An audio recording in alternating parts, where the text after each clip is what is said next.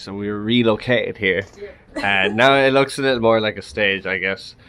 So I guess the main thing I wanted to ask both of you, and we can take turns with this, is what is your philosophy on improvised music? Where does your inspiration come from? And I guess, what does New York bring to your music? Wow. That's deep. A lot of things. Yeah. Yeah, but I think since I met Daniel, it was like first time I heard him playing was like 2016, and I was so shocked, and I thought I really want to play like him, and it changed my life kind of, and I tried to follow him and to see his shows.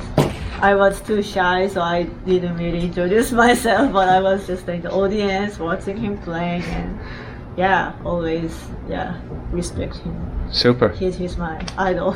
Amazing. Yeah. You might. Thank you. It was a beautiful thing to see that actually coming to fruition. I guess, like, when you're improvising, Ayumi, what is the concepts you work with? What is the states of mind maybe you work with? And I try to listen to others more than think about what I want to play. So I'm always trying to react what others are doing. You're reaction based. Yeah. Very good. Like that. Yeah. That's interesting. So it's really depends on who I play with. Okay. Yeah, sometimes I play with more like louder people or more like rockish musicians, and I hear something different, so right, I react differently. Beautiful. Yeah. Okay. And what about you, Daniel? Improvisation to you. Before we get to me, it's like I have to say that Ayumi is very much understating her. She's very humble. Yes. Yeah. Unbelievably. Like I'll give you an example. When we were doing, what was it? It wasn't Interstellar Space. What was it? That with was Eric? Love Supreme. Love Supreme. And that was recently, wasn't it? Yeah, that was like a month ago. A few weeks ago. Yeah. I think so. And let me tell you, I'm not exaggerating whatsoever, but there was something in there that was kind of medium up tempo, was it? That y'all did, right? One of the part, And Ayumi was killing, Yeah. amazing. Like it's like listening to people who were doing that, but it's be fresh because it's not like 55 years ago, but like coming deep from what they were doing 55 years ago and before, like coming out of bebop, moved toward Coltrane, etc. And like it was so devastating to me that I said, like, I almost don't want to play after her. And the only way I could play after her is just, try to forget myself. And try to just be inspired, by what she's doing. So beautiful. When she's talking about listening to different people is true, but she's also the range of genres and from the way she plays tunes, the way she deals with up-tempo, the way she deals with Coltrane, the way, it's like monster, and remember you said something about, like, something reminded me of Stravinsky. Remember you say, either you say you steal or you borrow or whatever, right? Oh yeah. So, Stravinsky wrote a little book in the area, and when he's dealing with composition, that's what he said. To compose is to steal, and to draw on all the different influences and make it your own. So she's talking about idolization. I idolize her. Let me tell you. Beautiful. That's the truth. Yeah. Amazing. Yeah. And as for New York, how you said you're here 14 years, Ayumi? Is that right? 13 years, yeah. Okay, Since amazing. 2010. And you came from what part of Japan? I'm from. And I don't doubt their sincerity when they were expressing how knocked out they were by Coltrane. But just a little thing about categories. Very good. Yeah. I'm wondering, out of the records that both of you have done, and it doesn't have to be ones done together, which would you say is, I don't want to say your proudest record, but if you weren't around tomorrow, which one would you like someone to listen to in your memory of you? Of your record first, Ayumi. Which record that you've... Mine? Yeah, of yours. Oh, it's Is there any particular record that you would love people to hear when you're gone? Of yours. wow, that's.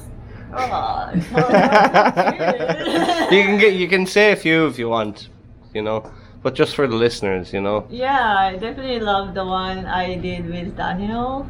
Yeah. Yeah, we have a quintet called Open Question. Yeah. Yeah, and we made album in 2020.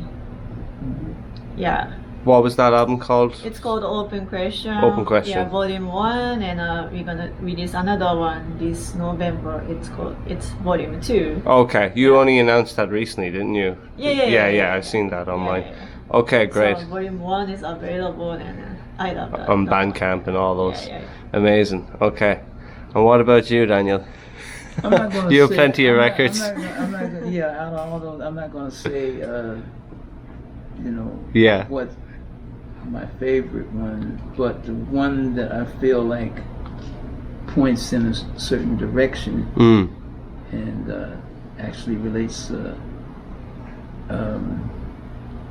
how I'm probably aggravating Ayumi on this recording that we just made about production and post-production. So I feel like one recording that represents that goal that I have for the future is to it seems like in so-called, you call it free jazz, for one of a better term, we'll say that, free improvisation. Most of it that I hear or that I've participated in seems not to have been inspired by production and post-production, say as in rock or as in funk, R&B, hip-hop. And ever since Phil Spector, it seems to me there's like a unbelievable arch that has evolved, certainly since the 50s, probably before that. Right. And I just feel like if I don't, especially at this stage of my life, if I don't express my enthusiasm to partake of that, maybe I'll never get to it. Right. But like one recording I think exhibits, and I don't know all the different producers. So many producers, so many great producers. I don't know their names. I hear it on YouTube, whether it's, like I say, whether it's funk, R&B, singer-songwriter, production is just amazing to me. So, a recording that I'm on, I think exhibits that. Wait, before I make the point, Teo Macero, Right. Miles Davis, Teo Macero, tremendous in cutting, pasting, literally magnetic tape and razor blades to tell the story of when Miles does this segment. Even the people who's playing with him don't really have an idea what the record is going to be. Sometimes they'll hear the released record and they'll say, "Oh wow, was I on that?" Yeah.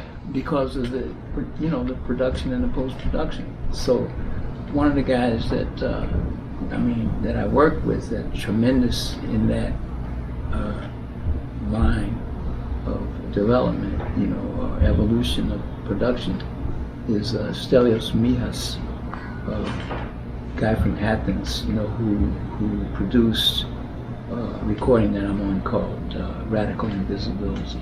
So Radical Invisibility. Yeah, right. So I would say that is more of that direction. Super. Yeah. Right. Super. Thanks so much for sharing. Mm-hmm. So, do you have any other projects planned coming up together besides Open Question Volume 2? Is there anything? Do you plan to do any tours abroad, or are you content in New York at the moment? Is there any plans for the future? I'm trying to. So, Daniel and I recorded a duo album recently. Okay, based on kind of what you're doing tonight, then maybe. Oh yeah, something like that. But very good.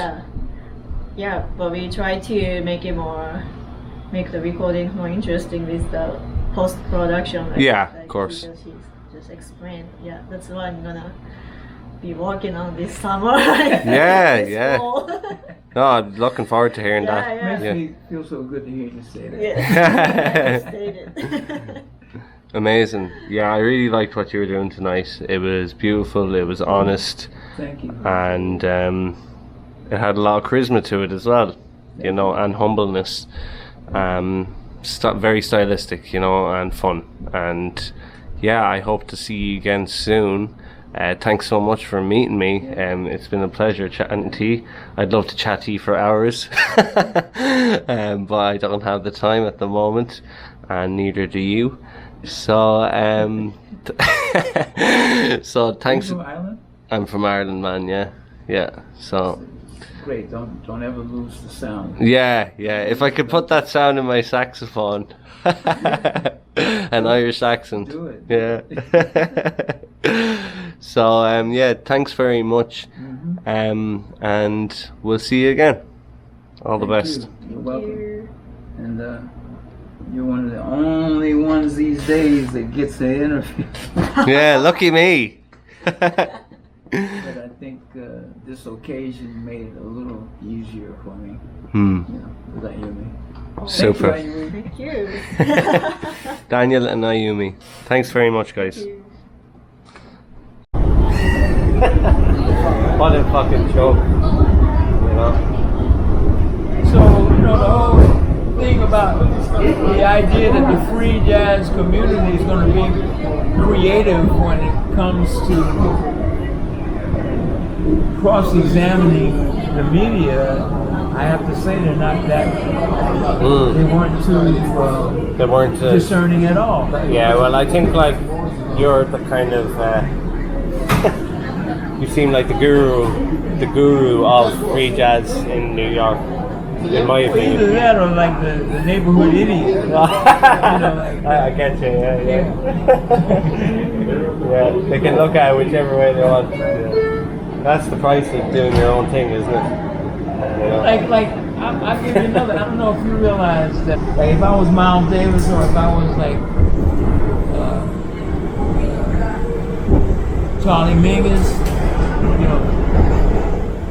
I just say what I felt. But I just, just don't have that bravery. Probably people would say that about Miles too. Like, people talk about Freddie Hubbard. I remember one blindfold test where it was Downbeat magazine. He was listening to Freddie, and he says Freddie should be ashamed of himself playing stuff like that. He could say anything. Yeah, wow, right. And Percy Heath with the Modern Jazz Quartet, the bass player. Oh yeah, Percy. Yeah. Miles said, I love Percy Heath. He could have really become a great bass player if he hadn't gone with Modern Jazz Quartet. But that's a free speaker, he just speaks his mind. That's how it is. Yeah. I mean, you don't have is to. This it? Huh? Is no, this? not. It'll be the next stop. As a kind of statement of rebellion and a statement of finding yourself throughout the journey, how have you felt other people's reactions have been to you being this solo independent thinker? I don't know, man. I really don't know. I get sometimes I wonder, you know, like why they even want me to be around. But I guess maybe I show them enough. Yeah. How interested I am in playing. Yeah. Right. Yeah. Because I am interested in playing. Yeah. And as far as I'm concerned, the kind of I feel like interest in geopolitical things goes hand in hand with freedom, with playing. You know, how are you going to be like free? I feel like, how can you be free just in a box of playing music? I mean, life is bigger, even though music is the rest of life. Money, jobs, the federal, you know, European Central Bank, the Federal Reserve, you know what I'm saying? Like the homeless in the street. I mean, it's like, you know, I mean, if it wasn't for my good fortune, I could be homeless myself. Right. If I didn't have the people that Easily. Yeah. Easily, yeah. Yeah, that's what I gotta think about. I'm at the age now, I'm like, what, like, you know, I could teach at home, Right. but I have to figure out something, you know. It's kind of like, it's gone to that kind of, you know, teach, you know. And I have to say, man, that, like I said before, I really admire the energy, sacrifice that people who play this music make. It's a different level, yeah. In the face of, well, generally, how many people who play this music actually make a living? Yeah, like none, like fuck all, like. Yeah. Even straight ahead jazz, I'll bet you it's tough. Yeah, definitely. And they have to gig a lot, like, you know. Yeah. And you have to, I think to some extent, you have to be a good musician to contribute to projects that may not be of the greatest interest to you. Which in a way I think is a plus, just in other words, to be able to be that flexible, to be that pragmatic. Say, I need to do this gig because I need to do a living and make a living. But I can't just do that gig in a poor fashion. I have to do it well. Yeah, in order yeah. to make that living. So in the course of that, I mean, that's probably been more the history of jazz than not. Yeah. Since it began. You know, there was an interview, Jelly Roll Morton, I think it's one of the, what do you call it? One of the American institutions called. Now, where do you have to get off? You have to. I'm Lower Manhattan. So maybe you would change at Canal Street. Okay. And what train are near to where you have to go? I could get off at Delancey Street. At Delancey. On the J train, right? Yeah. This stops at Delancey. Yeah, I can get. Is that where you're getting off? I'm getting off a couple stops beyond that. Right. I'm getting off at Canal Street. Will Canal Street be close to like East 7th Street?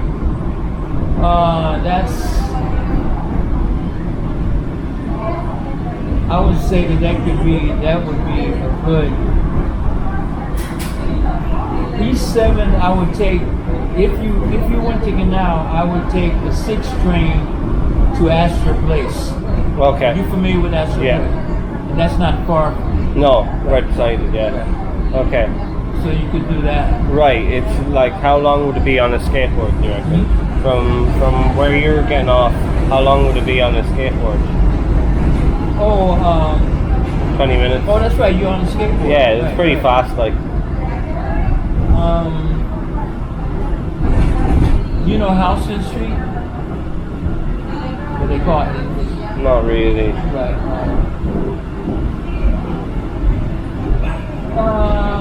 It's hard for me to estimate. On the train, I'll tell you this: the train, the 6th train to Astor Place. Just get the 6th train. It's just less than 10 minutes. Okay. Cool. Okay, I'll get that. But So I can once get- you're on the train, maybe I can get the like 6 7 minutes. I can get the 6 train from where you got off. Right. Okay. Cool. Yeah. Thanks for the chat, man. Yeah. Thanks a lot. You can smile if you want. Perfect.